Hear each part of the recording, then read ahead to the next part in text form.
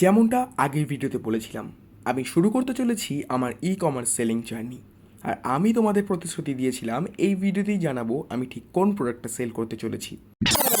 তো আমি যে প্রোডাক্টটা দিয়ে শুরু করছি সেটা হলো ছেলেদের টি শার্ট। ফটোশ্যুট করার জন্য কিছু জিনিস দরকার ছিল, হ্যাঙ্গার, পলিয়েস্টার ব্যাকগ্রাউন্ড ইত্যাদি। সব অনলাইনেই অর্ডার করেছিলাম, আর দেখো সব এসে গেছে। কিন্তু একটা জিনিস দেখে আমার মাথা খারাপ হয়ে গেছিলো।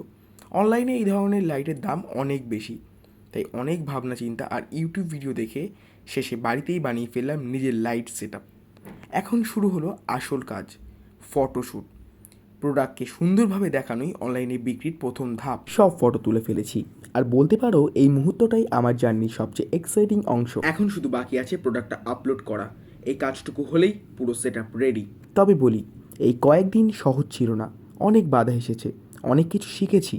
আমি পরের ভিডিওতে তোমাদের দেখাবো এই পুরো কাজের সময় আসল কী কী সমস্যার মুখোমুখি হতে হয়েছে আমায়।